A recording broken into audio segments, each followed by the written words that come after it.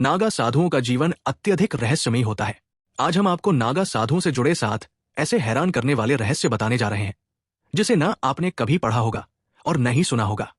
पहला रहस्य, नागा साधु जीवन में कभी भी कपड़े नहीं पहनते हैं और निर्वस्त्र रहते हैं, चाहे जितनी ही कड़ाके की ठंड हो, क्योंकि इनका मानना है कि व्यक्ति निर्वस्त्र दुनिया में आता है और ये अवस्था प्राकृतिक है। दूसरा रहस्य, किसी व्यक्ति को नागा साधु बनने में 12 साल का समय लगता है।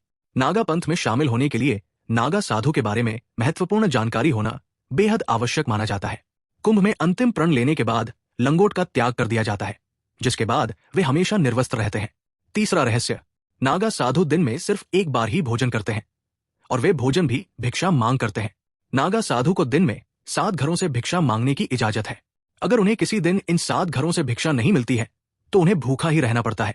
चौथा रहस्य, नागा साधु ठंड से बचने के लिए 3 प्रकार के योग करते हैं। साथ ही नागा साधु अपने विचारों और खान पान पर भी संयम रखते हैं। कठोर तपस्या, सात्विक आहार, नाड़ी शोधन और अग्नि साधना करने के कारण नागा साधुओं को ठंड नहीं लगती है। 5वां रहस्य, नागा साधुओं का कोई विशेष स्थान या घर भी नहीं होता है। ये कहीं भी कुटिया बनाकर अपना जीवन व्यतीत करते हैं। अधिकतर ये पहाड़ों और गुफाओं में रहते हैं।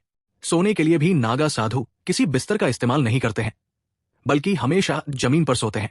6वां रहस्य, नागा साधु तीर्थयात्रियों द्वारा दिए जाने वाला भोजन ही ग्रहण करते हैं।